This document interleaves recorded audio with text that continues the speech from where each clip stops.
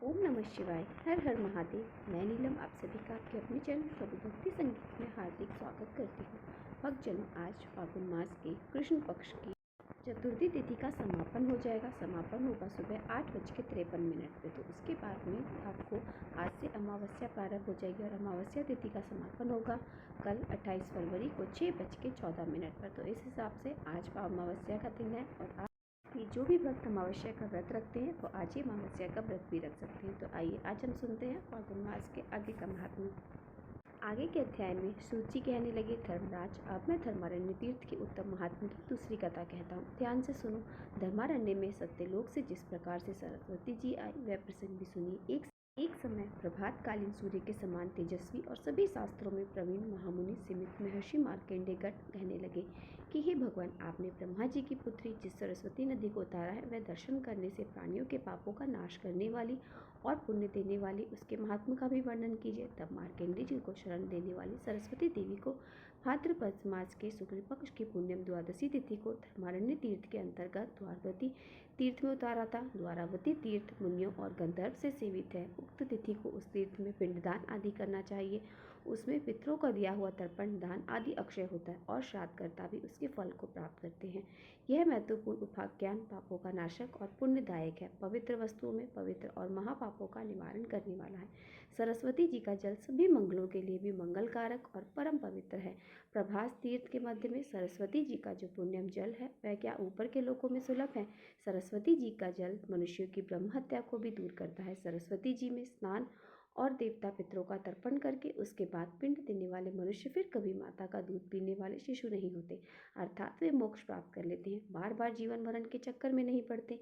जैसे कामधेनु गोए मनवांछित फल देने वाली होती है, ठीक उसी प्रकार से सरस्वती नदी भी स्वर्ग और मोक्ष के एकमात्र कारण है। व्यास जी कहते हैं, मार्कंडेय ने सरस्वती देवी को यहाँ लाकर वैकुंठ का दरवाजा खोल दिया। जो फल की इच्छा से वहाँ शरीर त्याग करते हैं वे उस फल को पाते हैं और अंत में भगवान विष्णु का धाम प्राप्त कर लेते हैं। बहुत अधिक कहने से क्या लाभ है। हे धर्मराज, मनुष्यों को जो सदैव विष्णु लोक प्राप्त करने की इच्छा से द्वारका में ही शरीर त्याग करना चाहिए। द्वारका में मृत्यु को प्राप्त हुए सभी मनुष्य अपने हर पाप से छूटकर अंत में भगवान विष्णु के धाम को जाते हैं। उस तीर्थ में स्नान करके जो मनुष्य भगवान विष्णु का पूजन करता है वह सभी पापों से मुक्त होकर विष्णु धाम को जाता है। वह सब तीर्थों में उत्तम तीर्थ है जहाँ साक्षात श्री हरि वास करते हैं और उस तीर्थ में रहने वाले मनुष्य के सभी पापों को हर लेती है। द्वारका तीर्थ मोक्ष चाहने वाले मनुष्य को मुक्ति दिलाने वाला, धन और अर्थात धन की इच्छा रखने वालों को धन देना और आयु सुख और सभी मनवांछित फल प्रदान करने वाला है। जो मनुष्य वहाँ एकादशी तिथि को उपवास करके श्राद्ध करता है वह नर सभी पितरों का उद्धार कर देता है। वहाँ द्वारका के पास में ही मार्कंडेय जो पृथ्वी में सभी जगह विख्यात है, उस तीर्थ में जगतपति उमाकांत भगवान शिव गाय के बछड़े के रूप में अवतरित होकर स्वयं भूलिंग रूप स्वरूप में विराज हैं। और पूर्व काल में बालक नाम से एक शत्रु विजय राजा थे जो महान बलवान और भगवान शिव जी के परम भक्त थे। एक दिन जब वह शिकार खेलने में मग्न थे कि उनके किसी पैदल सैनिक ने हिरणों के झुंड में से गाय के एक बछड़े को देखकर राजा से कहा कि हे राजन, मैंने हिरणों के झुंड में एक गाय का बछड़ा देखा है जो उन्हीं में हिला मिला है, उसकी माँ तो उसके साथ नहीं है। तब राजा ने अपने नौकर से कहा कि मुझे तो उस बछड़े को दिखा। तब उस पैदल सेवक ने वन में जाकर राजा को वह बछड़ा दिखाया। उस समय पैदल सैनिक के भय से हिरणों का वह झुंड पीलू वृक्ष की झाड़ी की ओर भाग गया। तब गाय का बछड़ा भी ठीक उन्हीं की तरह दौड़ लगाता हुआ उसी ओर चल दिया जहाँ वे सारे हिरण गए हुए थे। राजा उसे पकड़ने के लिए झाड़ी में घुस गया और जैसे ही उसने उसे पकड़ने लगा तुरंत ही वह उज्ज्वल शिवलिंग के रूप में बदल गया। ये देखकर राजा को बड़ी हैरानी हुई। अब राजा सोचने लगा कि ये क्या बात हुई, ये तो बहुत घोर आश्चर्य हुआ। तब तक उस शिवलिंग के मध्य भाग में उन्होंने गाय के बछड़े को स्थित देखा। तब उनके मन में यह निश्चय हो गया कि अवश्य ही गाय के बछड़े के रूप में साक्षात भगवान महेश्वर ही विराजमान है। तब तो उन्हें अपने साथ ले जाने के लिए तत्पर होकर राजा ने उस शिवलिंग को उखाड़ने का प्रयास किया, किंतु वे उस देवलिंग को किसी भी प्रकार से उठा कर हिला भी नहीं सके।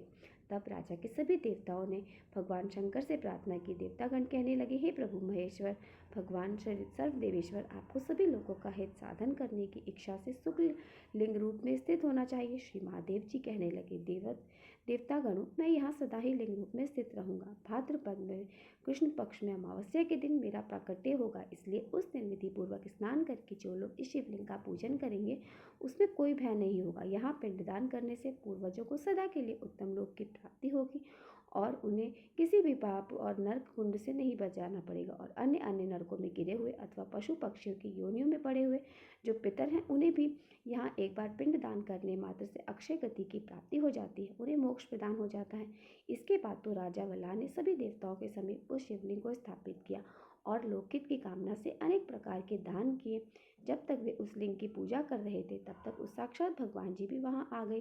तब भगवान शिव वहाँ आकर कहने लगे कि जो मनुष्य आज की रात में श्रद्धा और भक्ति से इस देवेश्वर शिव की पूजा करेंगे उन्हें अक्षय पुण्य की प्राप्ति होगी।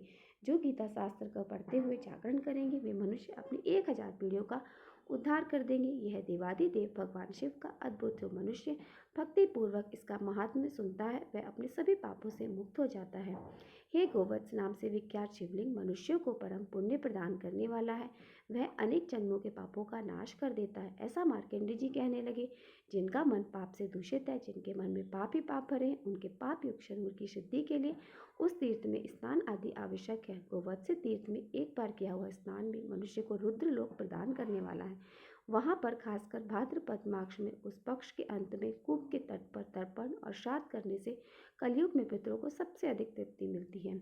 और गया में 21 बार तर्पण करने पर पितरों को जो परम तृप्ति प्राप्त होती है वंग कूप में केवल एक बार तर्पण करने से मिल जाती है। गोवत्स महादेव के पास में भी गंग कूप भी विद्यमान है। वहाँ तिल और जल से तर्पण करने पर पितृ सद्गति को प्राप्त होते हैं और उन्हें नरक से छुटकारा मिलता है। उस तीर्थ में मुनीश्वर गण गोदान की प्रशंसा करते हैं। वहाँ पर 2 पीलू के वृक्ष स्थित हैं। वहाँ मुनि सेवित गोवत्स तीर्थ है। जो स्नान स्वर्ण देने वाला, आचमन करने से पाप की शुद्धि करने वाला, कीर्तन करने से पुण्य देने वाला और दर्शन करने से मोक्ष प्रदान करने वाला है।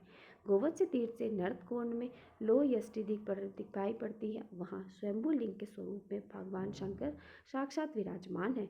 भाद्रपद मास की अमावस्या के दिन लोही आष्ट में श्राद्ध करने पर पितृ प्रेत योनि से मुक्त होकर स्वर्गलोक को चले जाते हैं। पितृलोक यह कहते हैं कि यह क्या हमारे कुल में किसी भी कोई भी पुरुष उत्पन्न होगा जो श्राद्ध पक्ष में अश्विन मास की अमावस्या के दिन लोह अष्ट तीर्थ में हमारे लिए तिल जल पिंडदान अथवा केवल जल ही पिंडदान करेगा। तब मुनि कहते हैं कि अगर पितर अधिक प्रिय है तो भाद्रपद अर्थात अश्विन मास के अमावस्या तिथि के लिए अवश्य उनका श्राद्ध करना चाहिए। जो सरस्वती जी के जल में स्नान करके दूध से और सफ़ेद तिलों से पितरों का तर्पण करता है उनके पितर अवश्य ही तृप्त हो जाते हैं। लोह अष्टि तीर्थ में भगवान भाव से तर्पण करने पर मनुष्य स्वयं भी तृप्ति को प्राप्त होता है। जल देने वाला तृप्ति और अन्न देने वाला अक्षय सुख प्राप्त होता है। फलों का दान देने वाला पितृ भक्त पूर्वक पुत्र और अभय देने वाला आरोग्य लाभ करता है। न्याय पार्ज अर्थात न्याय विधि से किसी को बिना सताए जो धन अर्जित किया जाता है, किसी का दिल दुखाए बिना जो धन अर्जित किया जाता है, उस धन में से अगर थोड़ा सा भी दान दिया जाए तो वह महान फल देने वाला है।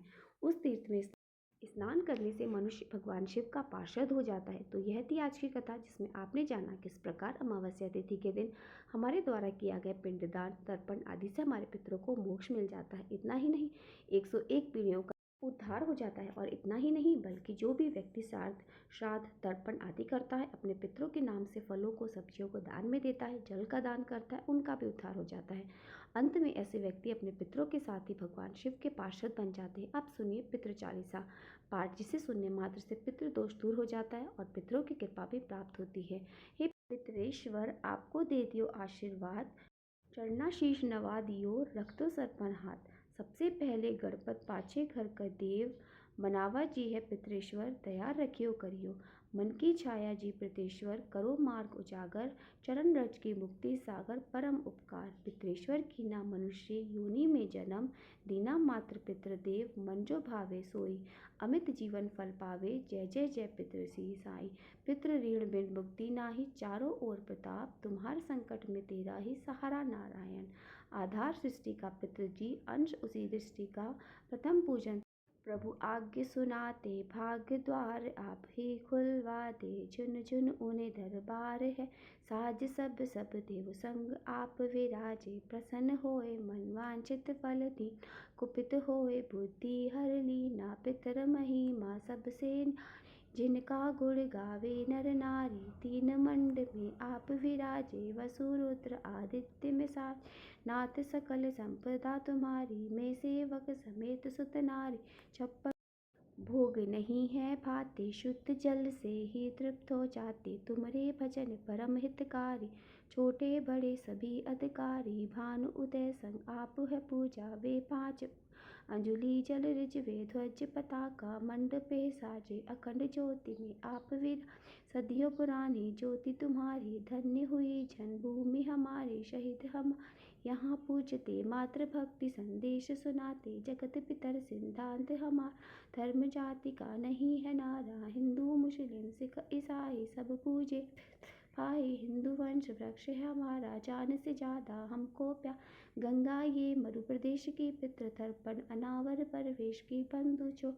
इनके चरना, इन्हीं की कृपा से मिले प्रभु की शरणा। 14 को जागरण करवा, अमावस्या को हम धूप लगाते। जात जड़ूला सभी मनाते, नांदी मुख श्राद्ध सभी करवाते। धन्य जन्मभूमि का है वह फल, जिसे पितृमंडल को मिली है धूल। श्री पितृजी भक्त हितकारी, सुन लीजिए प्रभु प्रभु अर्ज हमारे। निश दिन ध्यान धरे जो को, तासम भक्त और कोई नाही। तुम अनाथ के नाथ सहाय, धनन के हो तुम सदा सहाय। चारिक वेद प्रभु के साखी, तुम भक्तन की लज्जा राख। नाम तुम्हारो लेत जो कोई, तासा धन्य और नहीं कोई। जो तुम्हारी नित्य पावे पलट, नव सिद्धि चरण में लौटा सिद्ध। तुम्हारी सब मंगलकारी, जो तुम पे जावे बलिहा। जो तुम्हारे चरण चित लावे, ताकि मुक्ति अवश्य हो जावे। सत्य भजन तुम्हारे जो गा, सो निश्चय चारों फल पावे। तुम ही देव कुल देव हमार, तुम ही गुरु देव प्राण से प्यारे। सत्य आस मन में जो कोई मन, वांछित फल पावे। तो ही तुम्हारी महिमा बुद्धि बढ़ाई, शेष सहस्त्र मुख को सके न गाई। मैं अति मलिन दुखिहारी, करहूँ कौन विधि विन तुम्हारी। अब पितृ जी दया दीन कर कीजिए, अपनी भक्ति शक्ति कछु दीजिए। पितरों को स्थान दो तीर्थ स्वयं ग्राम, श्रद्धा सुमन चढ़े वहाँ पूर्ण हो सब काम। झुंझुन धाम विराजे पितृ हमारे, महान दर्शन से जीवन सफल हो। बूझे सकल जहान, जीवन सफल हो चाहिए। चले झुंझुन धाम पितर की चरण की धूल ले, जीवन सफल महान। जय महादेव। आज के अध्याय में बस इतना ही। इसके आगे का वृतांत आप सब अगले अध्याय में जरूर सुनिएगा। हर हर महादेव।